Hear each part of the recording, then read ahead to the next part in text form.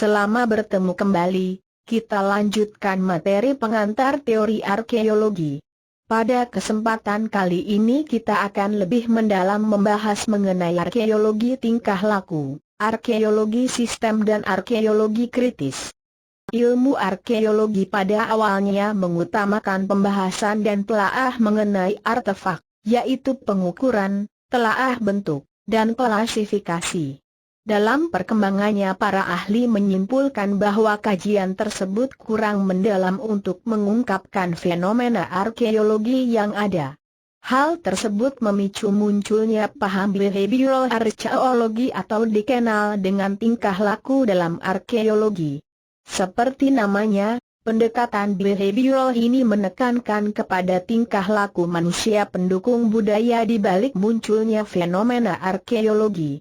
Tidak seperti ilmu arkeologi yang pada awalnya mengkaji budaya yang terimplementasi dalam bentuk materi budaya, terendapkan dan kemudian dipelajari oleh para arkeolog.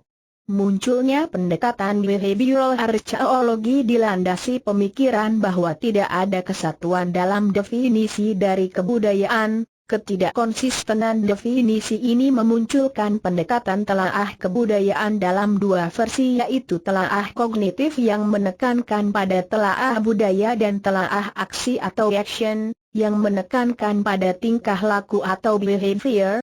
Ahli arkeolog yang memiliki pendekatan behavioral archaeology berpandangan bahwa benda arkeologis merupakan produk dari tingkah laku manusia atau behavior. Adanya atribut yang berbeda-beda pada tinggalan arkeologis tidak lain disebabkan karena manusia pendukungnya memiliki tingkah laku atau behavior yang berbeda-beda. Selain itu, melalui pendekatan behavioral archaeology saat ditelaah bagaimana pola tingkah laku atau behavior manusia pada masa lalu berdasarkan tinggalan arkeologis yang ditemukan pada masa kini.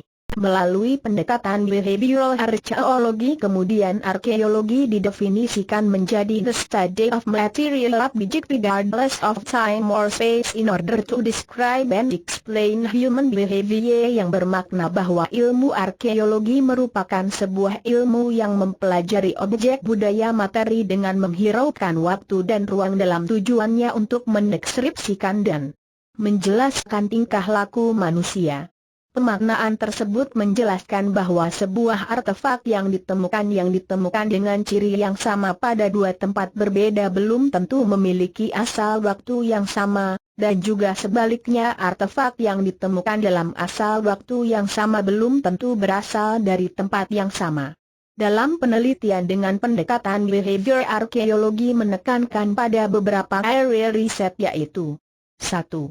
Mempelajari formasi dari rekaman konteks arkeologi di sekeliling fenomena untuk menjawab bagaimana sebuah fenomena arkeologi pada masa lalu terendapkan dan kemudian ditemukan pada masa sekarang. 2. Mempelajari rekonstruksi, identifikasi dan ciri tingkah laku manusia pendukung yang ditemukan pada tinggalan arkeologi untuk menjawab di mana, kapan, dan apa yang terjadi pada masa lalu sehingga ditemukan fenomena arkeologi seperti saat ini. 3. Menjelaskan tingkah laku manusia masa lalu berdasarkan data arkeologi untuk menjawab mengapa muncul tingkah laku tersebut sehingga meninggalkan fenomena arkeologi seperti yang ditemukan pada saat ini. Dalam kajian arkeologi melalui pendekatan behavioral terdapat berbagai strategi untuk mengungkapkan fenomena arkeologi yang terjadi. Perlu diingat bahwa fenomena arkeologi dalam telaah behavioral bukan hanya terkait benda budaya materi pada masa lalu. Karena sifat dari behavioral arkeologi yaitu dengan menghiraukan ruang dan waktu. Artinya benda budaya materi yang ada pada masa sekarang pun bisa menjadi telaah dari pendekatan behavioral archaeology. Adapun strategi dalam paham behavioral archaeology yaitu 1. Apabila fenomena arkeologi terkait dengan data masa lalu dan tingkah laku masa lalu, maka kajian yang diterapkan seperti prasejarah, kesejarahan, arkeologi klasik. 2. Apabila fenomena arkeologi terkait dengan data masa lalu dan tingkah laku manusia masa sekarang, maka kajian yang diterapkan seperti pembelajaran jangka panjang terhadap perubahan tingkah laku. 3. Apabila fenomena terkait dengan data masa sekarang dan tingkah laku masa lalu, maka kajian yang diterapkan seperti etnoarkeologi dan arkeologi eksperimen. 4. Apabila fenomena terkait dengan data masa sekarang dan tingkah laku masa sekarang, maka kajian yang diterapkan yang pembelajaran benda budaya materi modern. Contoh 1. Arkeologi eksperimen.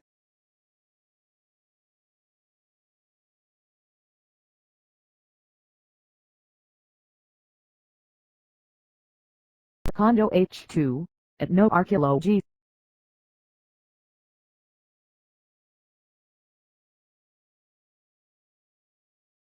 Pendekatan berikutnya dalam ilmu arkeologi yaitu sistemik arkeologi atau arkeologi sistem.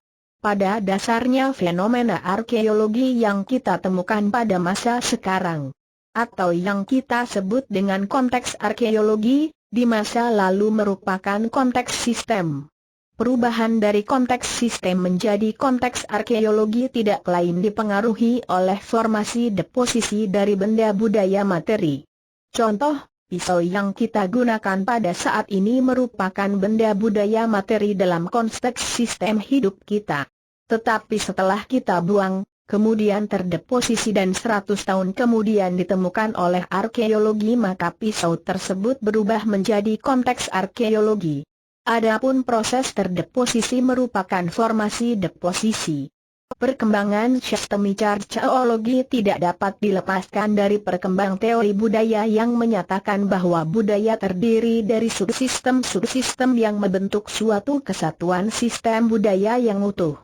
Dalam hal ini, dapat dimengerti bahwa budaya tidaklah berdiri sendiri, tetapi di dalam budaya tersebut terdapat sistem bahasa, sistem mata pencaharian, sistem religi, sistem sosial, etc. Kemudian pendekatan sistem pada budaya inilah yang digunakan dalam telaah arkeologi.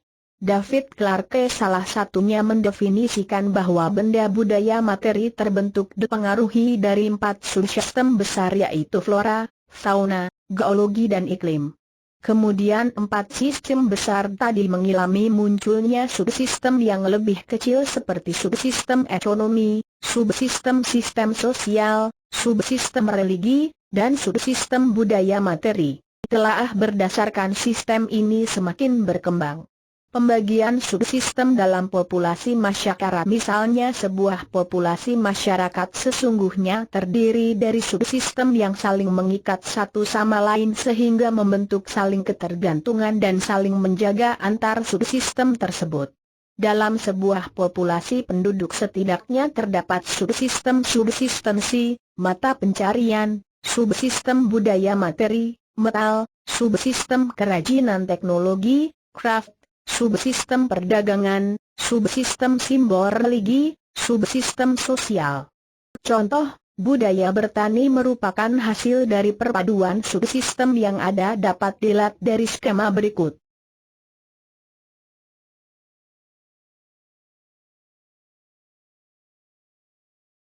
Dalam pendekatan sistemik ada 6 aspek yang perlu diperhatikan yaitu 1.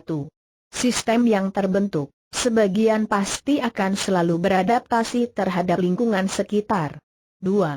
Sistem dapat ditelaah lebih atau kurang sesuai kemampuan dari si observer. 3. Beberapa sistem dapat dibuat permodelannya dalam simulasi komputer. 4. Subsistem seperti subsistensi, perdagangan, ritual, dan sosial akan saling mempengaruhi di antara mereka. 5. Subsistem yang saling berkaitan satu dengan lainnya dapat diketahui dari fungsi satu sama lain. 6.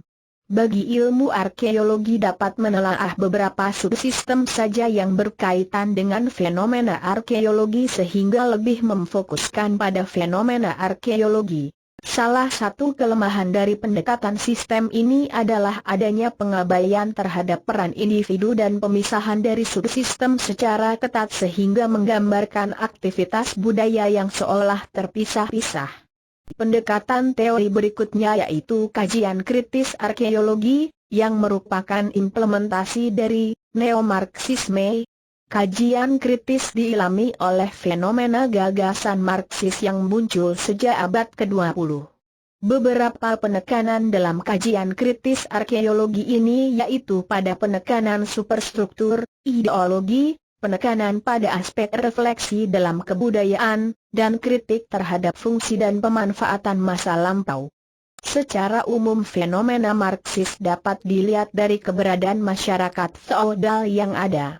Dalam masyarakat feodal terbagi menjadi dua kelompok besar yaitu infrastruktur dan superstruktur.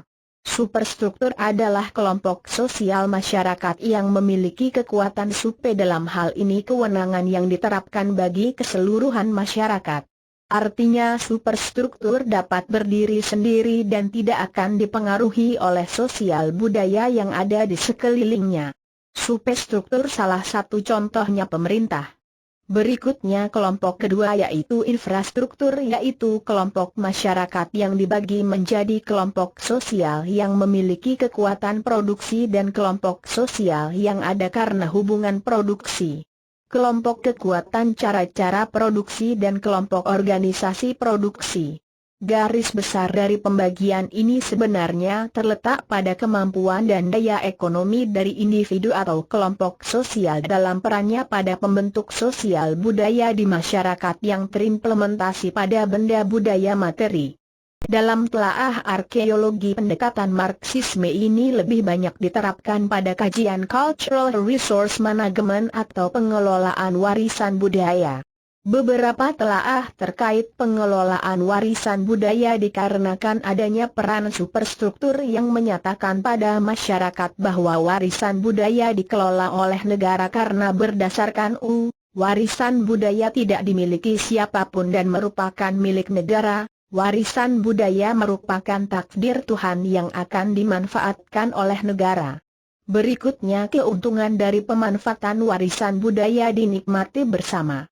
Dan semua itu ditutupi sedemikian rupa sehingga tidak terlihat bahwa sebenarnya ada manipulasi di balik pengelolaan cagar budaya.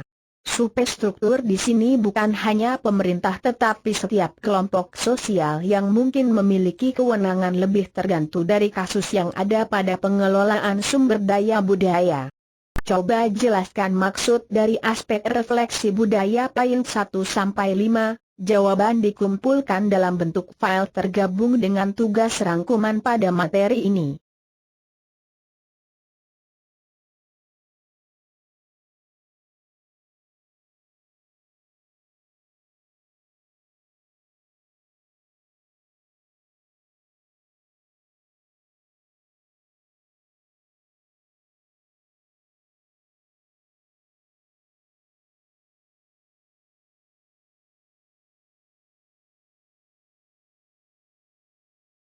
Bagi paham arkeologi kritis, harusnya seorang arkeolog yang menginterpretasikan masa lalu mampu 1.